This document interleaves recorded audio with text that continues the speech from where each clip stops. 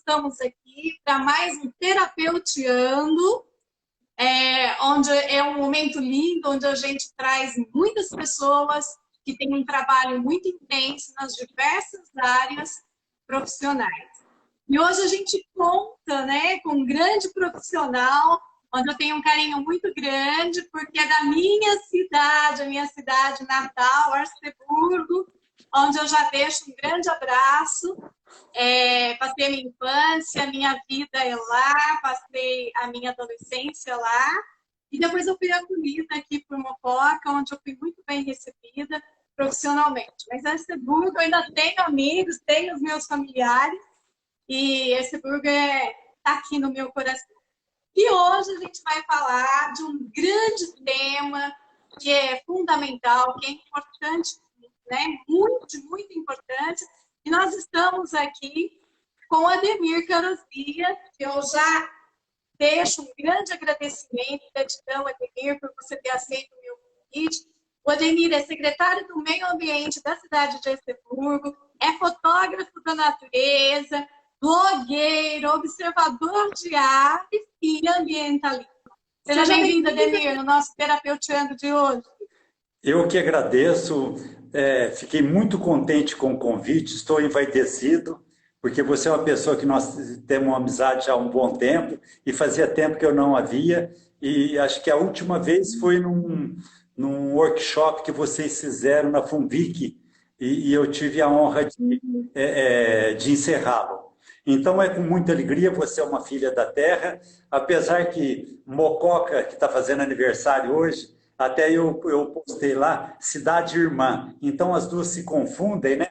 Por mais Ribeirão que está entrando aí em terceira via também, tanto para você como para mim, né? E é um carinho muito grande, é um orgulho ímpar de estar aqui hoje falando com as pessoas que te acompanham.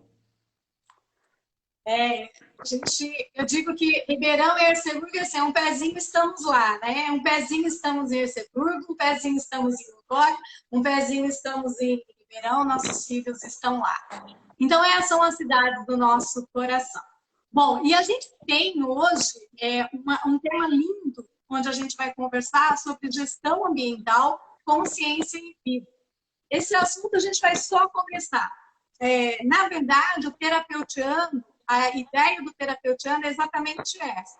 É julgar provocações, porque não dá para a gente falar bastante, não dá para a gente encerrar as discussões sobre os temas que eu venho trazendo a cada segunda-feira.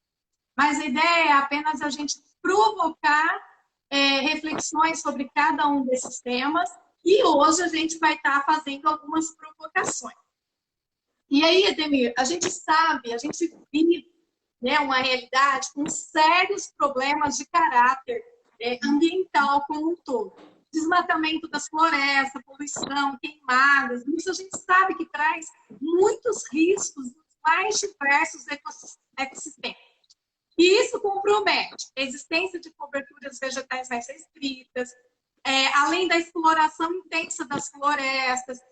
E a gente sabe que a maior parte dessas explorações é para satisfazer interesses econômicos mais pessoais do que da humanidade, né? E, de uma certa maneira, para satisfazer interesse de consumo. Eu sei que tem muitas pessoas que acreditam que essa prática é necessária, até como elemento de suprimento das necessidades humanas. Tem outras pessoas que apontam que esse desflorestamento está relacionado a inúmeras causas, como urbanização, mineração, expansão do agronegócio, enfim. Só que, de uma certa maneira, a gente sabe que tudo isso resulta num impacto muito grande e acaba trazendo questões relacionadas ao bem-estar e à qualidade da vida de todos nós, eu digo até que do planeta todo. É óbvio que é real a necessidade da gente olhar para as nossas florestas e considerar a sua importância tanto na produção do oxigênio, quanto também para o fornecimento de matéria-prima para a produção de itens que a gente usa no nosso cotidiano. Pensando nesse consumismo, eu como usuária, como consumista, eu já tenho um pouquinho aí de consciência, mas a gente sabe que isso não acontece com todo mundo.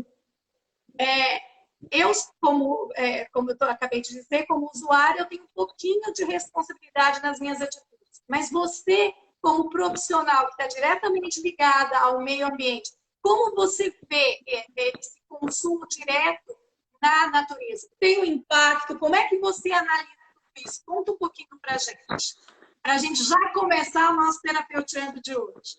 Tá bom, então vamos lá. Então, o impacto do consumismo na natureza. Os impactos são muito grandes. Então, qualquer atitude, nós vivemos numa época que qualquer atitude que nós vamos tomar, quer seja ela simples ou uma atitude que vai mexer com pessoas, nós temos que raciocinar muito sobre isso.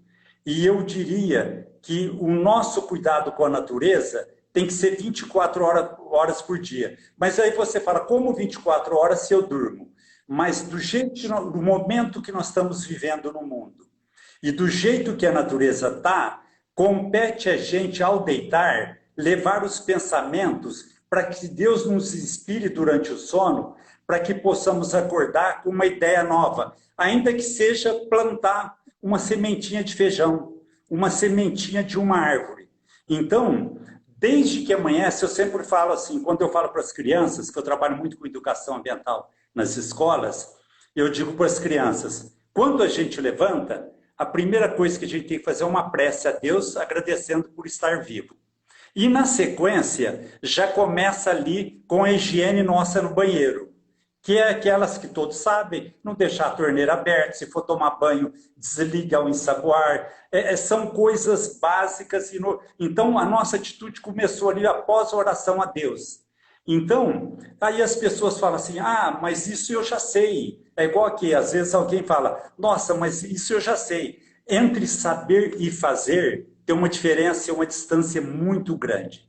Então, quando você no consumismo, cada coisa que a gente consome, para isso precisa de energia, precisa de água, vai ter, às vezes, nas fábricas, emissão de gases poluentes. Então, a gente tem aquilo que a gente chama de crescimento sustentável.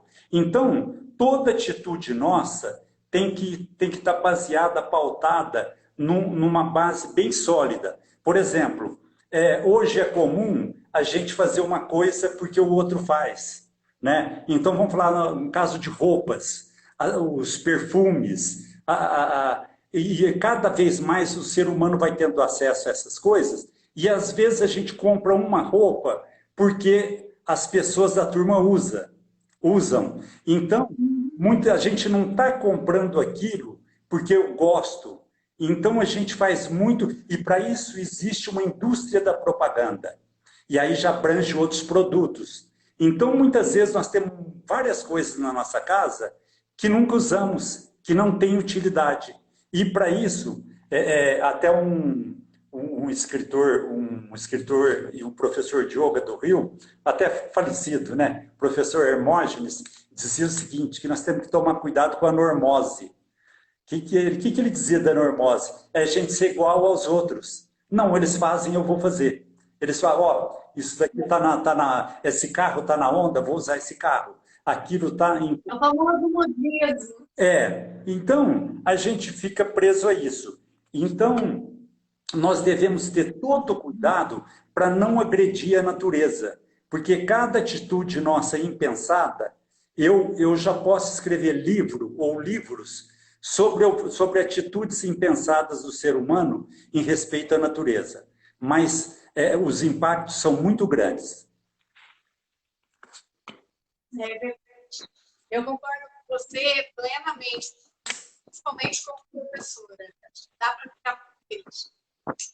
A gente sabe que tem muitas organizações, inclusive internacionais, com metas até intensas e grandes até por esse quanto à biodiversidade, já que há riscos muito sérios a partir do comprometimento devido a essas mudanças climáticas, exploração do habitat.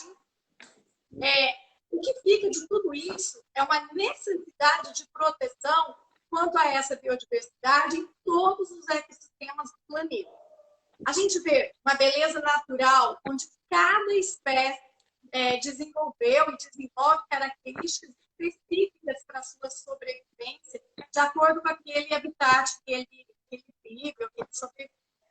E além da biodiversidade, o clima também é um outro fator determinante para essa distribuição dos seres vivos no nosso planeta. Falando de clima, a gente volta a pensar no desmatamento, nas queimadas, na poluição, que gera resultantes desastrosas, tanto nas mudanças, né, do clima e, consequentemente, nos efeitos para todas as espécies, inclusive para nós, enquanto pessoas.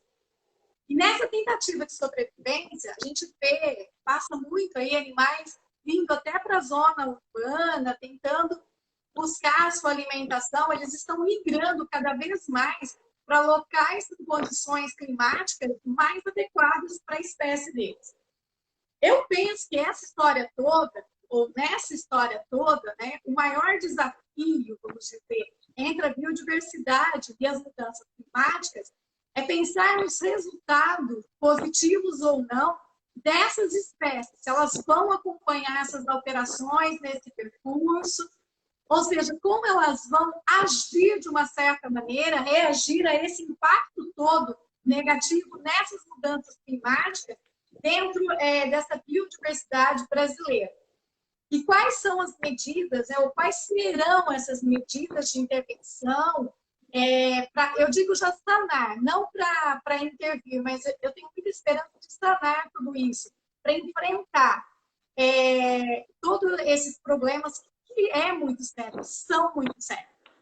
E a gente sabe que dessas propostas de metas bem mais assertivas, da defesa dessa vida humana, desses seres vivos, de uma certa maneira. Com tudo isso, né, como você analisa essa educação ambiental? Você que está ainda na ativa, você que lida com isso, você já falou um pouquinho, que você vai muito nas escolas, mas como você analisa, de uma certa maneira, a importância dessa educação ambiental? Essa talvez seja a palavra-chave de toda a conversa nossa hoje aqui. É um tema que eu sou apaixonado.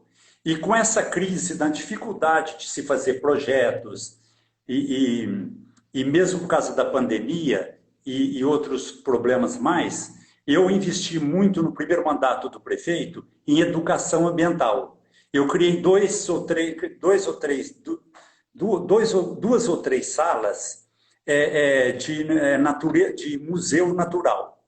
E também criei uma sala só para as aves, além do espaço que eu tenho ali de mata ciliar.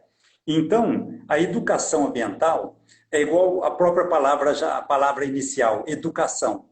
Tudo passa pela educação. Você, como formadora de opinião, como educadora, você sabe bem disso. E agora também educando de uma outra forma, através da terapia também, que é muito importante, e através disso você consegue passar sua mensagem também. A educação, ela muda, é a base de tudo. Eu digo assim, cada coisa... Hoje eu assisti um pedaço de um documentário dos italianos, que eu sou descendente italiano. Então, ali, com 5 minutos do documentário, eu aprendi 3, 4 coisas da imigração. Então, o que o estudo nos faz?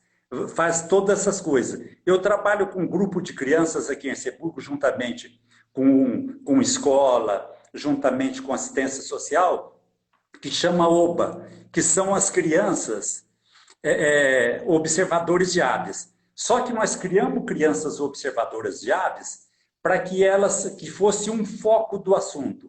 Mas, em cima disso, nós criamos cidadania. Nós estivemos, assim, visitando um asilo. E depois estivemos vendo um jequitibá numa mata. E, com tudo isso, nós vamos trabalhando o ser humano para que ele possa dar uma resposta para a sociedade. E tem dado ótimos resultados, que já teve caso de criança corrigir a avó, e aí a avó falou, quem te ensinou isso aí? O Ademir Queruzzi, que falou lá na escola. Então, aí ela falou, vou matar o Ademir. Ela falou, não é que a criança já está cobrando, né? É o caso da torneira aberta. Os antigos iam lavar as louças e deixavam aquilo aberto. tinha fartura de água. Escova dente. Isso é. Então, hoje, a gente precisa ficar se cuidando mais. E o que é que a educação ambiental vem nos dizer? A natureza, quando chega no mês de outubro, a natureza já ofereceu para a Terra tudo que ela podia oferecer. Então, outubro, novembro e dezembro fica por conta, é igual nós estamos dizendo hoje. Por exemplo, com o caso da Covid, o hospital de Mococa está com 130% da ocupação. Você fala, mas não é 100%? As crianças que estão aprendendo matemática, porcentagem, olha que negócio esse. Quando eu estou citando Mococa como exemplo, mas Erceburgo, Guaranés, Guaxupé, Minas, Bahia, o Brasil, a loucura que nós estamos vivendo. Então, a natureza está do mesmo jeito, ela está acima da demanda dela. Então, nós estamos cobrando da terra mais do que a terra pode nos oferecer. Então, cada árvore que se corta, aqui em Erceburgo, existe pedido para os mais variados tipos de casos. Quando a pessoa chega na secretaria e fala que quer cortar a árvore, com 5 minutos de conversa, ou 2 minutos, eu sei qual que é o motivo. Se é real mesmo, essa pessoa quer se ver livre da árvore. E isso causa, e a educação ambiental vai ensinar isso. Há pessoas que constroem um comércio bonito, interessante, e não plantam uma árvore, ou se tem na frente de onde foi feito o comércio, ou a loja, ou qualquer coisa, retira a árvore, porque ela vai atrapalhar o visual da loja. Então, não, a minha loja tem que aparecer como se uma árvore fosse feia, como se uma sombra fosse feio, como se uma flor fosse feio, como se um fruto fosse feio. Então, tudo depende de atitudes nossas. Então, eu gosto de trabalhar com as crianças, mas quando nós preparamos educação ambiental, eu preparo para falar para as crianças, mas os adultos também são atingidos. Hoje eu recebo, através da internet, eu recebo e-mail ou mensagem de gente que mora na Bahia. Já teve uma turma fazendo urbanização em Goiânia. Aí eles falaram, pega a semente que o Demir de Erceburgo mandou para a gente. Então, isso passa a ser educação ambiental. Então, todo tipo de atitude que nós vamos tomar, ela vai educar alguém ou até um velho. E o primeiro a ser educado sou eu, porque eu tenho que aprender também.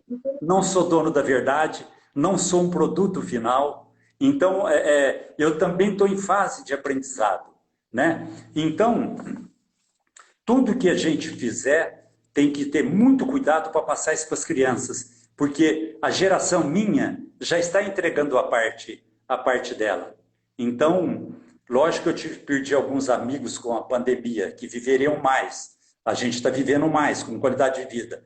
Mas nós temos que entregar. E que planeta que nós vamos entregar? Com o presidente da República que nós temos, que é um presidente que manda desmatar, que não acredita na ciência, que não acredita na medicina. Como que ele vai acreditar na natureza se ele não acredita na vida? Então, a gente está fazendo um protesto, aproveitando aqui as pessoas que nos ouvem e nos veem, para que possa ficar isso, para que a gente possa passar uma mensagem melhor para as nossas crianças. É isso mesmo, eu concordo com você. Eu acredito que a gente começa dentro de casa essa prática, né, da consciência ambiental. E aí a gente vê que nesses inúmeros desastres ecológicos, a gente vê muita ação impossível e até inconsciente das pessoas. E como professora, como educadora, e até como terapeuta também, né, eu vejo assim, uma necessidade imensa na expansão dessa consciência urbana, que vem desde a educação ambiental, que você acabou de falar, e até numa consciência assim, muito maior. Eu vejo que, como professora, a gente faz trabalhos lindos dentro da escola, que a gente puxa a família. Só que, às vezes, o resultado é enquanto a gente está fazendo o projeto. Terminou o projeto, a gente vê assim, que essa consciência ela não se efetiva dentro de algumas famílias. Não dá para a gente generalizar. Eu estou generalizando aqui. Mas às vezes eu fico bem aflita, porque a gente faz trabalhos limpos, eu sei dos trabalhos dos professores, eu sei que tem muitas prefeituras que fazem um trabalho de conscientização, só que fica ali, enquanto o trabalho está ali na escola, está tendo apoio dos pais, os pais se envolvendo, a gente tem um resultado muito positivo, né? Eu gosto muito do Paulo Kiraldelli, que ele fala assim, que todo mundo sabe do óbvio, e acha que o óbvio é muito fácil, mas o óbvio é o mais difícil da gente internalizar enquanto atitude. Porque todo mundo sabe que não é para poluir os rios, todo mundo sabe sobre o desmatamento, mas continuam fazendo, essas ações continuam acontecendo. E você falou um pouquinho antes do ser conhecimento e do ter conhecimento. Então, eu vejo assim, que a gente tem muito conhecimento, mas é uma pena que a gente ainda não é um conhecimento pleno, porque se a gente tivesse essa expansão nessa consciência, com certeza a gente ia ter um mundo muito melhor, com uma prática de consciência ambiental muito maior, onde começa na minha casa, no descarte do meu lixo, na economia da água, nesse estímulo consciente que a gente tem em relação aos produtos que vêm da natureza, são quase 100%, né, de produtos que vêm da natureza. Então, infelizmente, eu falo assim que ter conhecimento é muito fácil, mas ter consciência, ter óbvio, que é o que vai trazer como mudança geral de consciência no mundo, ainda é complicado. E são atitudes pequenas. Tem gente que fala, é só hoje, chega amanhã, é só amanhã. Eu já eu vivo na estrada, eu falo que eu moro na estrada, de vez em quando eu estou dentro de casa, com essa mão dupla de morar em duas cidades ao mesmo tempo. Então, às vezes, a gente pega muitas pessoas que ainda jogam latinhas, você está dirigindo, né? Quantas vezes meu carro já foi apanhado por latinhas dos carros que estão ali na frente? E uma coisa assim que eu vejo, lá em Ribeirão, por exemplo, eu vejo que as pessoas vão passear com os cachorros e levam a sacolinha, porque lá já é lei. Você tem que levar a sacolinha para colocar as fezes, catar as fezes dos animais. Aqui, eu vejo aqui por Mococa, que infelizmente eles pegam os cachorros para passear, que é lindo, é necessário, só que aí eles colocam, a gente vê que as calçadas da casa das pessoas, infelizmente, acaba sendo os banheiros aí dos animais. Isso é muito triste, porque está dentro dessa conscientização, né? Dessa prática consciência ambiental. Poxa, uma pessoa pode escorregar, eu não estou falando nem da questão do aspecto físico, mas eu estou falando do efeito que isso pode causar com as outras pessoas e até de maneira orgânica, o que isso pode causar. E muitas vezes eu pergunto, né, em que mundo eu quero viver? Porque a gente sabe que esse mundo, quem vai estar habitando, são essas crianças que estão aí. E enquanto eu, enquanto mãe, enquanto pai, enquanto avós, se eu não trabalhar essa consciência nessas crianças, ajudando os professores dentro da escola, ajudando as secretarias do meio ambiente, como vocês fazem um trabalho maravilhoso em Arceburgo, se enquanto cuidadores, familiares, a gente não tiver essa postura dentro de casa, diretamente com os nossos filhos,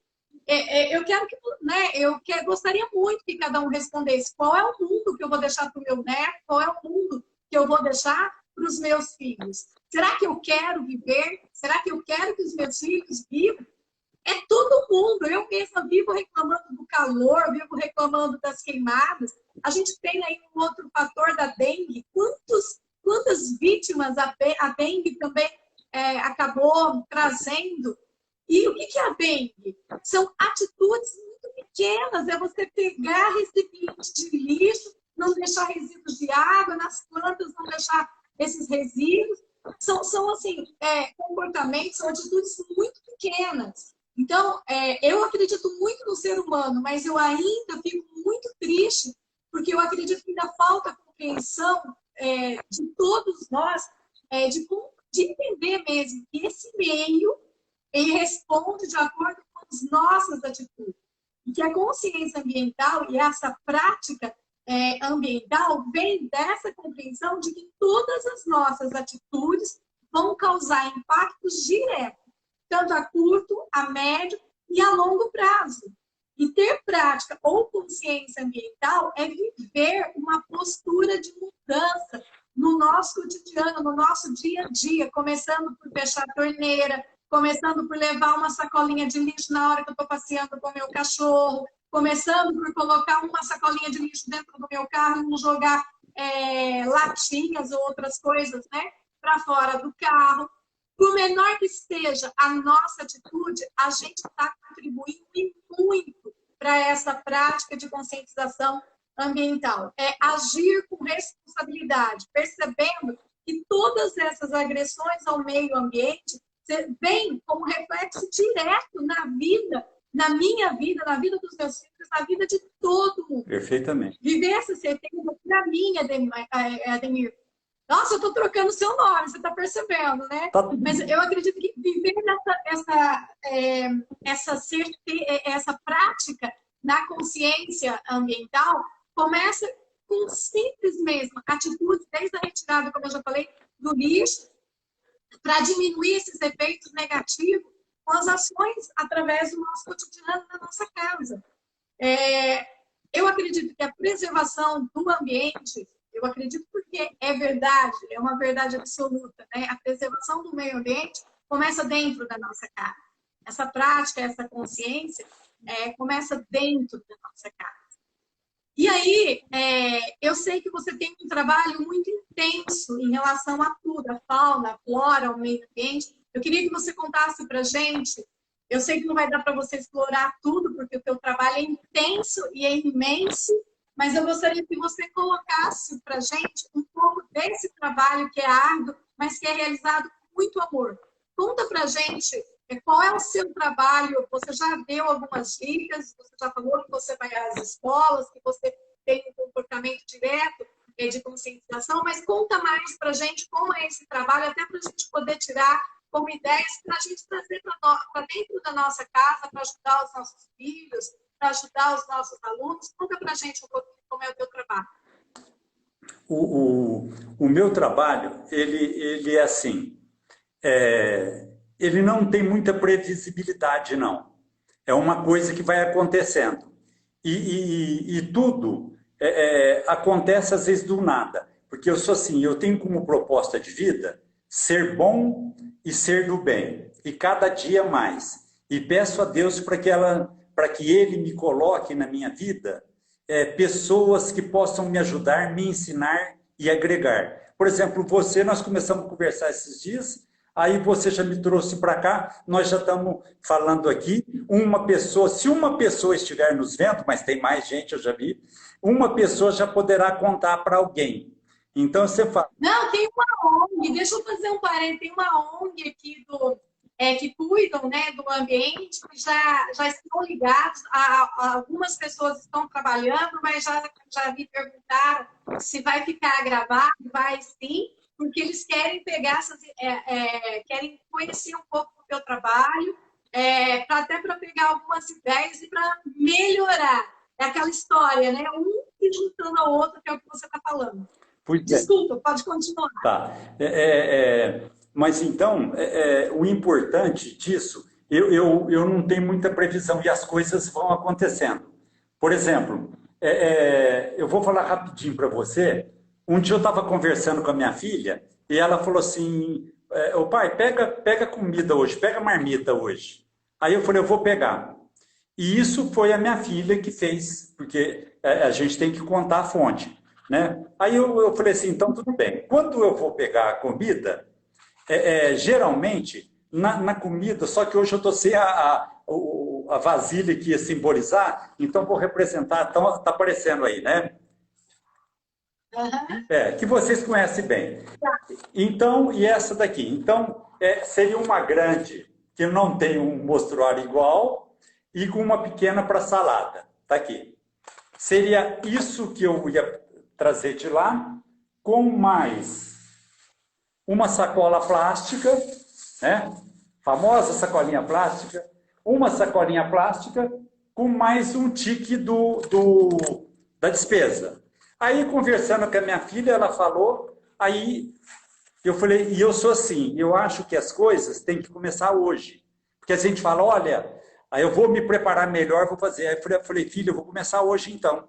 Aí já fui lá no armário, peguei uma sacola, que a ONG, daí o Olho d'Água, né? Você deve ter falado, era deles, da turma. Uhum. Aí uma sacola, vamos até a propaganda do Olho d'Água, né? Tá aqui, peguei uma sacola que eu ganhei deles, que eu tenho aqui em casa, peguei duas Tupperware, né? Peguei uma assim e outra assim.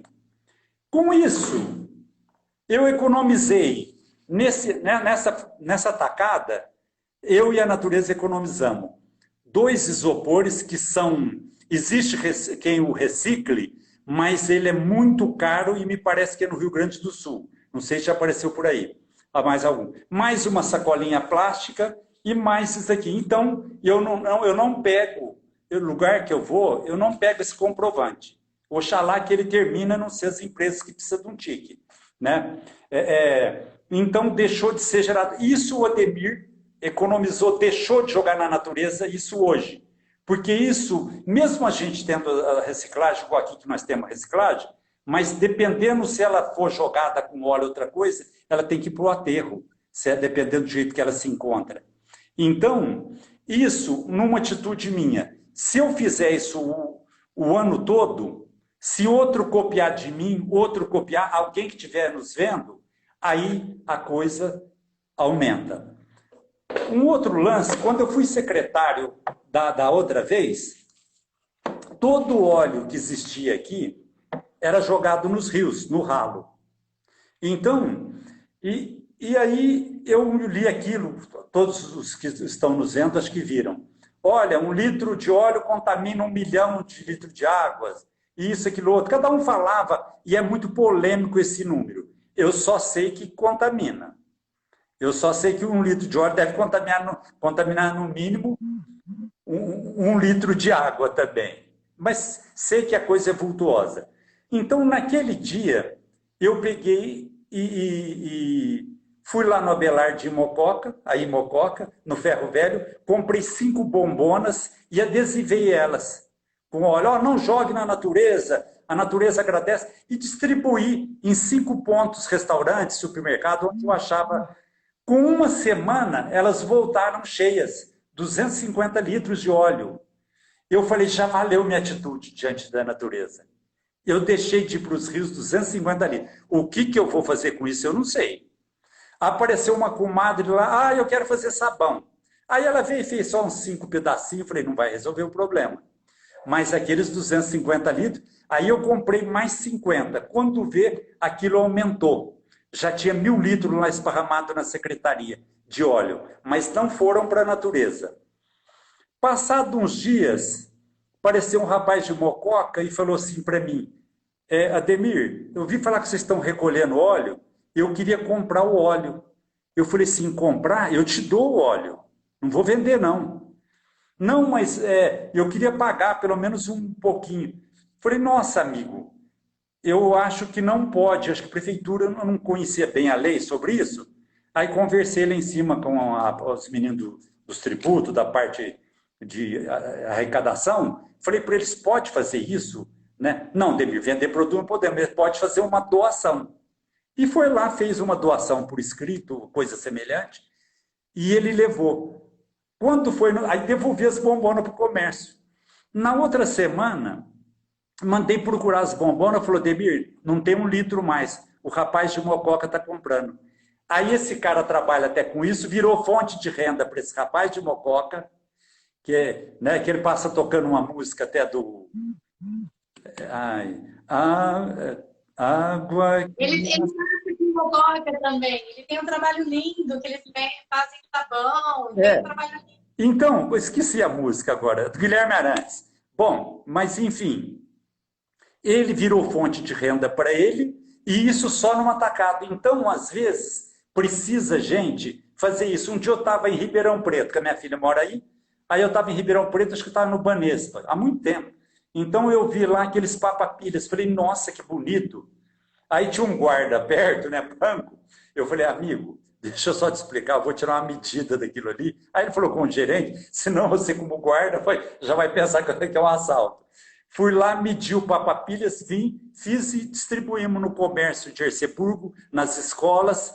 Muitas pilhas deixaram de ir para o aterro, para ali jogar material contaminante.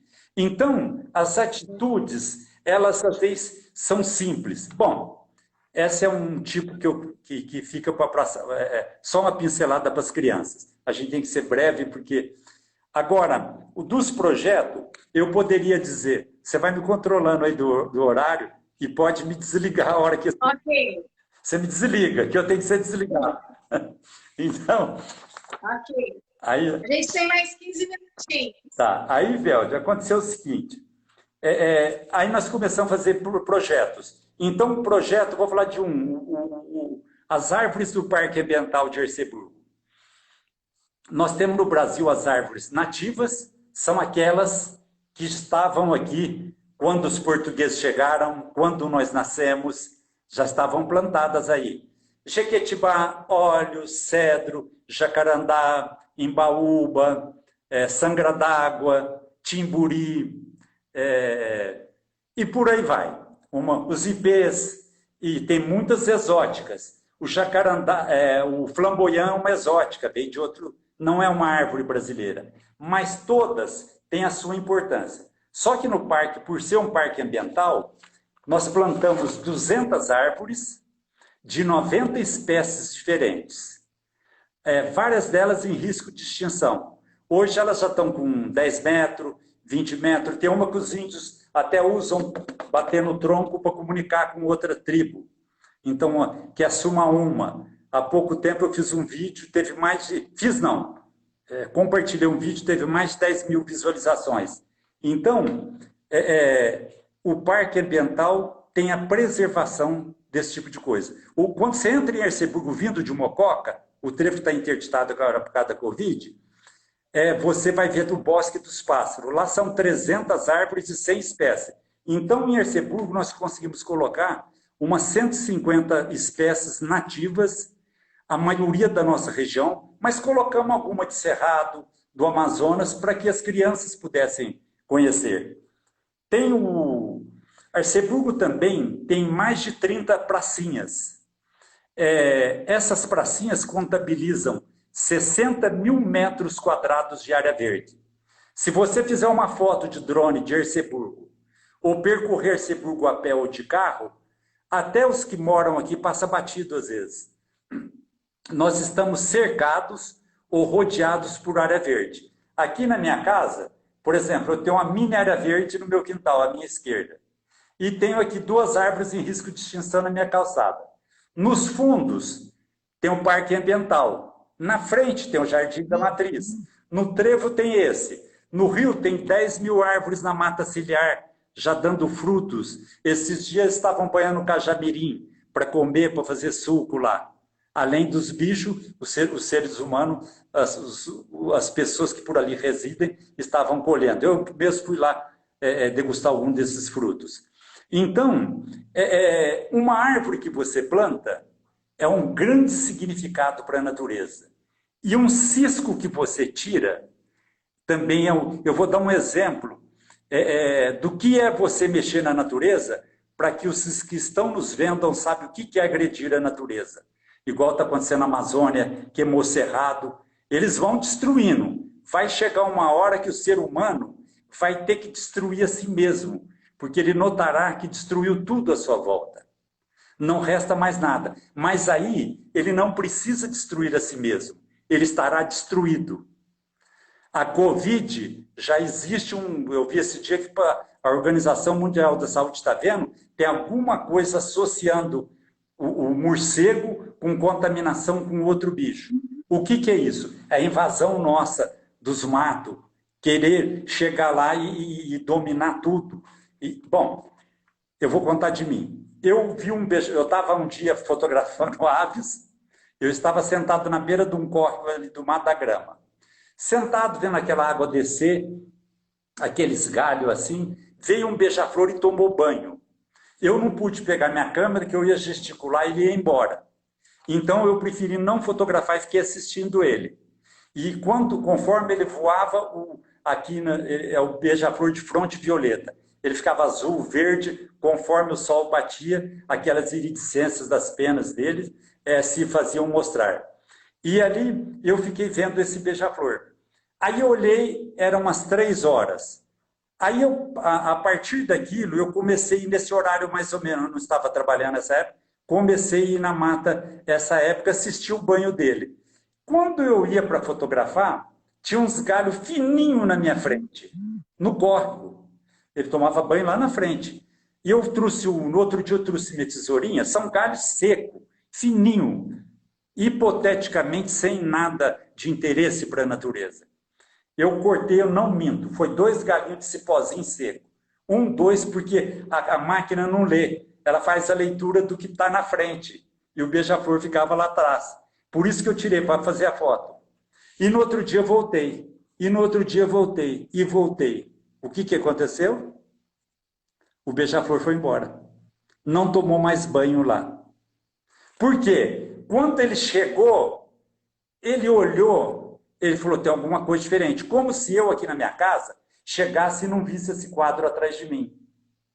Não visse essa cadeira aqui. Eu falava, alguém entrou aqui.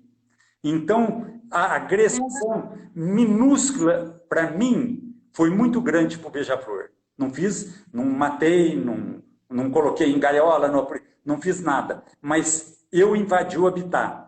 E que dia acontecerá com os bichos na Amazônia? Ele quer correr para lá, tem fogo. Ele quer correr para cá, tem fogo. Ele está cercado. Aqueles que têm filhote morrem abraçados aos filhotes. Então, essa é a reflexão que a gente tem que fazer. E, às vezes, aqui em Erceburgo, quando eu planto, já recebi críticas também sobre o Jardim dos Beija-Flores. Às vezes, você planta alguma coisa, ou a pessoa já foi assunto de Câmara Municipal. Para que beija-flor? Ganhando tanto para ficar tirando foto de beija-flor? Eu não tiro só foto de beija-flor. Eu preservo os beija-flores. E pode ser que alguém que comentou de uma maneira jocosa sobre mim, ou sem conhecimento de causa, não saiba que o beija-flor, entre outras coisas, ele alimenta do mosquito da dengue. Pode ser que o mosquito da dengue que esteja passeando por aí foi comido por algum dos meus, entre aspas, beija-flores. Você está dando o sinal aí, não sei se você consegue me ouvir? Consigo, tá joia. Pode falar.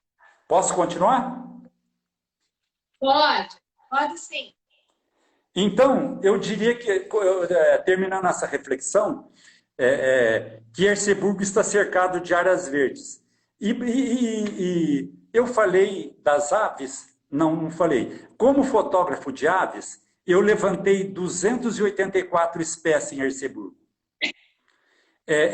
284 espécies diferentes nos coloca no Wikiaves, que é o maior site de aves do Brasil, um dos maiores do mundo, coloca Erceburgo entre as 50 cidades mais fotografadas em Minas Gerais. Erceburgo está em 48º, sendo um dos menores municípios de Erceburgo. Isso é orgulho? Não orgulho para a gente, eu sou maior. Não, por causa da biodiversidade. Deveriam estar comemorando, a Câmara poderia comemorar isso. Poderia fazer banner, pôster disso, para ser divulgado nos cadernos de escola, né? Isso é coisa para ser usada. Então, Com certeza. 284 espécies, nós estamos em 48º. Minas tem 853 municípios. Borboletas, por que também ficar mexendo com borboleta? As borboletas em Erceburgo, eu já levantei 50 espécies. Falta mais umas 10 ainda que vai entrar. E eu coloco elas no blog. Quando eu partir daqui, ou quando eu estiver em outro estágio, fazendo jardim em outros lugares, em andares diferentes, esse vai ficar como uma herança que eu deixo, e é um acervo onde ninguém vai mexer, porque eles estão documentados na internet, está no blog, e o blog sofre várias cópias, então está tudo postado. Beija-flores nós avistamos aqui 17 espécies. Há pouco tempo, com raríssimas exceções, a gente estava melhor do que a Poste-Caldas, cidade turística, igual Campos do Jordão, igual Monte Verde, pertinho quase igual Serra da Canastra. A minúscula Erceburgo tá desse jeito, sim. Então, as borboletas, se elas aparecem, é porque é sinal de meio ambiente bom. Porque a borboleta só aparece aonde a água é boa, o ar é bom. Então, a água e o ar de Erceburgo são bons. Por isso que elas aparecem, elas são bioindicadoras de meio ambiente bom, além da beleza delas, né? Além de tudo isso. São polinizadoras também. As pessoas por aí, às vezes, tá mexendo com beija-flor, se for comer uma pitaia dessas que estão por aí hoje, nós distribuímos pela secretaria 200 mudas de pitaia em um ano. As 200 mudas, aqui no meu quintal, eu colhi 2, meu irmão me trouxe mais 3. Então, já tinha 5. Eu vou 2 para Ribeirão. A polinização dela, não sou eu que faço, não é o ser humano que faz. São os beija-flores, as abelhas que eu posto. Em Arceburgo, nós já levantamos 11 tipos de abelhas sem ferrão, as legítimas abelhas do Brasil. E por aí vai, amiga. Nossa, eu fico encantada de te ouvir falar. É lindo, né? Esse trabalho é maravilhoso. Você falando, e eu fui buscando, tentando organizar aqui na minha cabeça, e vieram 3 pontos muito importantes para mim, da tua fala. Um deles é que a compreensão quanto a esse fato de que a sustentabilidade vem de uma postura sustentável, quanto às práticas que visam, né, essa, vamos dizer assim, visam a garantia da existência dessa preservação dos recursos diversos ecossistemas. Um outro ponto também que eu ouvi você falar, que me trouxe assim, uma reflexão e que eu fiquei muito apaixonada, emocionada até, é que o desenvolvimento, vamos dizer, depende muito dessa conscientização e que um dia a gente vai ter muitas espécies que já se esgotaram. Quando você fala do seu blog, você falou assim, lá ninguém vai mexer. E aí eu fiquei pensando, né, quantas espécies dessas daí logo não vai existir mais, vai estar apenas ali no seu blog, apenas nas fotos, porque a gente já vive muitas espécies que infelizmente a gente já não tem mais. Né? Então a gente está vivendo esse fato que para mim é muito triste. E um outro fato também que eu tiro da tua fala é a importância dessa educação ambiental como um exercício diário, de prática do dia a dia, onde a gente não tem que focar só a lucratividade, mas que a gente tem que pensar no real motivo da importância das abelhas. Isso é conhecimento, porque quem tem conhecimento preserva as abelhas. Da preservação dos beija-flores, porque quem tem conhecimento preservam, não vão criticar. Então, quando a gente fala de prática de conscientização ambiental, a gente fala também não só na prática desse exercício de atitude, mas de conhecimento. Porque antes de criticar, antes de eu querer matar, antes de eu não dizer que não é importante, que está se gastando dinheiro à toa, eu tenho que buscar esse conhecimento. Para eu saber que se essa espécie não existir mais no nosso ambiente, qual é a falta que ele vai fazer? Qual é para a humanidade, não é só para ele, é para a humanidade. Então, é muito lindo, eu fico muito apaixonada. Eu acho que a gente acaba vivendo nesse dia a dia um processo de autodestruição, não só das espécies, mas da nossa própria vida. São atitudes desastrosas, como essa, por exemplo, né, de eu não querer ter um profissional apaixonado que queira fotografar, que queira investir nas áreas. Quando o Arceburgo está na 48ª cidade, gente, é um orgulho, é muito orgulho para mim falar que eu sou dessa cidade e que eu faço parte desse reconhecimento histórico. É muito lindo isso. E aí eu penso, Ademir, que quando a gente fala de conscientização ambiental, essa conscientização ambiental, além das atitudes, ela passa também pelo social, pelo ambiental e pelo econômico. Fora os ganhos econômicos, que não dá para descartar, mas a gente tem que entender esse fator social como um fator histórico, né? Como um fator até dos recursos naturais, e a gente tem que deixar aí para as próximas gerações. São atitudes mesmo de consciência. E você falou muito dos beija-flores, que eu sou apaixonada, você sabe disso, das borboletas, que eu sou apaixonada, dos pássaros. E a gente tem aqui, ó, 5 minutos. Eu já quero te agradecer, gratidão por essa live linda. Mas você tem 5 minutos para falar um pouquinho, terapeuticamente falando, né, da beleza dessas aves no emocional. Como que nos encanta. Fala um pouquinho, vamos encerrar essa live. A gente falou muito de coisas tristes, muito assim, reais, dos desastres, da postura humana, da postura aí de conscientização e de conhecimento, né, da falta de conscientização e de conhecimento dos próprios, de alguns políticos, mas vamos falar um pouco da beleza dessas aves. Vamos encerrar essa live linda falando da beleza dessas aves. Conta um pouquinho para você. Fala um pouco desse encanto para o emocional nosso emocional, principalmente nesse momento que a gente está passando de tanta dor da pandemia. Então tá bom. Então vamos. Ficou muito sério, né? Eu só sei brincar ou só sei ser sério. Agora eu vou mudar um pouco aqui.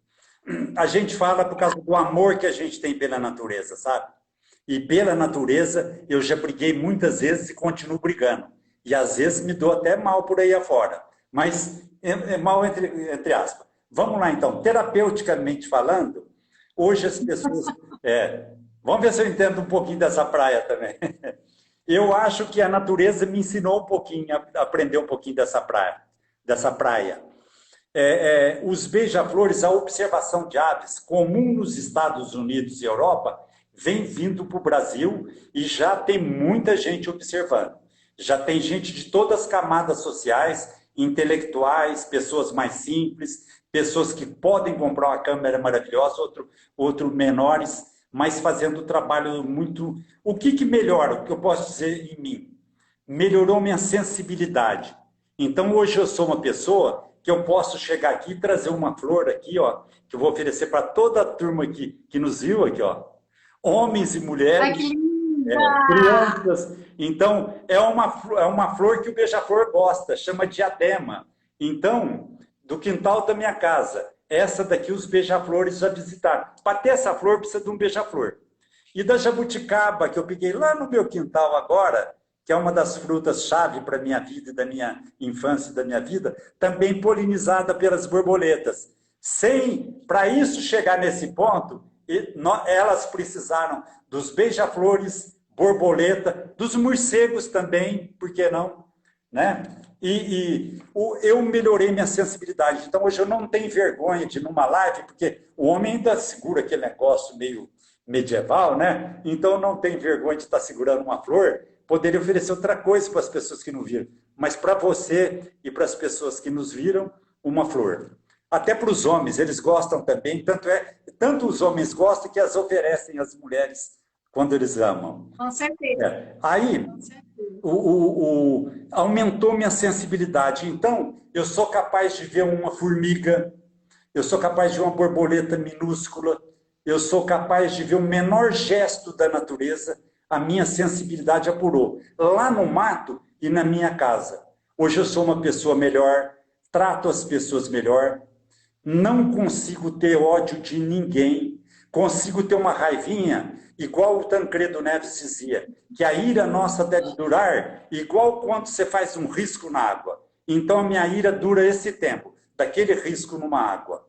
Então, melhorou minha sensibilidade, minha percepção. O que acontece? Nós vamos envelhecendo, a gente passa a usar óculos, o ouvido a gente ouve menos, aquelas coisas naturais da idade. Mas eu consigo ver uma ave ao longe. Depois eu preciso recorrer à lente da câmera. Mas eu consigo, de longe, falar tem uma ave. E com o sinalizador tem que mostrar para alguém que está comigo que vocês não vê. Então, melhora a visão, melhora a audição. A gente consegue ouvir as aves, os bichos. Às vezes a gente está no mato e fala, ó, tem 3, 4 passarinhos cantando. Dependendo da pessoa que você falar, ela não ouviu nada. Muita gente passa pela vida sem ouvir o canto dos pássaros. Se nós tirar o canto dos pássaros da coisa, nessa época de pandemia, silenciou muito a cidade. Os quintais, tudo silenciou. Os pássaros continuaram a cantar. Você já pensou quanto estresse, amiga terapeuta, teria acontecido se não houvesse o canto dos pássaros? Com certeza. Né? Então, isso daí. Com certeza. A sensibilidade, a bondade de coração aumenta. Eu tenho mais amor, aqui transborda amor para dar para as pessoas, para oferecer em toda situação, para alguém que recorrer a mim, ainda que seja com uma palavra amiga, ainda que seja para um pão, para um pedaço de pão, eu vou estar disponível, eu vou estar aberto. Então, ela nos muda como ser humano. Se você quer um filho melhor na sua casa, leve ele para observar uma cachoeira, uma cascata, um rio, senta com ele na beirada do rio, faça igual eu ontem. Ontem eu estava passarinhando, a hora que eu terminei de passarinhar, eu levei uma maçã e um chazinho. Então eu tirei minha botina, tirei o calçado, fiquei descalço, tirei meu chapéu, joguei tudo, tinha um açude na minha frente, eu fiquei de frente para esse açude, meditando, pensando em Deus, e na minha oração, na minha conversa com Deus, que é uma conversa desse jeito, que eu estou tendo com as pessoas que a seguem, que nos seguem nesse momento, a minha conversa assim, falei, meu Deus, aqui o vírus da Covid não pega ninguém, porque aqui ela enfrenta a natureza, a liberdade da natureza, a liberdade de Deus, a liberdade dos homens e mulheres bons de coração. Então, tudo isso que eu estou falando, se ficar alguma mensagem para as pessoas, ela vem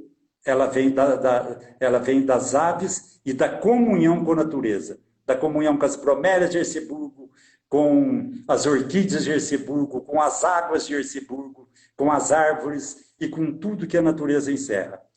Então, quero te agradecer do fundo do meu coração. Sem você, essa possibilidade não teria acontecido hoje. Seria uma segunda-feira comum, muito gostosa, porque eu passei com saúde, estou aqui falando, mas você fez minha segunda-feira ser bem interessante. Muito obrigado a você e a todos que nos viram.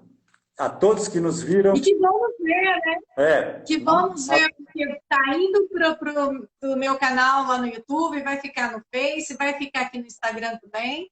Então, esse momento de reflexão, esse momento nosso aí que a gente trocou uns momentos lindos, vai estar aqui nas redes sociais e, quem sabe, aí os nossos netos um dia vai ver e falar, olha lá os nossos avós. E só para fechar, o contato com a natureza equilibra a energia feminina e a energia masculina. É uma das ferramentas, né, que a gente usa para o equilíbrio da energia feminina e da energia masculina. O equilíbrio dessas duas energias, dessas duas forças dentro do ser humano, é um dos elementos que ativa ou que garante a saúde mental. Lindo isso, né? Olha, a natureza tem um poder imenso, imenso. Bom, certinho. Gratidão a todos que ficaram aqui conosco. Gratidão, Ademir, por você ter aceito esse desafio. É nítido a tua paixão, é nítido o teu comprometimento. E eu agradeço muito por você ter nos brindado essa segunda-feira, aniversário de Mococa. E a gente ganhou, com certeza, um grande presente através das suas reflexões, das suas pontuações. Até mais, a gente se encontra por aí. E uma semana linda para você e para todos. Gratidão. Namastê. O Deus em mim saúde. Namastê. E todos que nos viram. Amém. Obrigado. Com certeza. Muita beleza natural aí para você. Até mais. Tchau, pessoal. Terapeuteando termina encerrando por aqui. Até mais.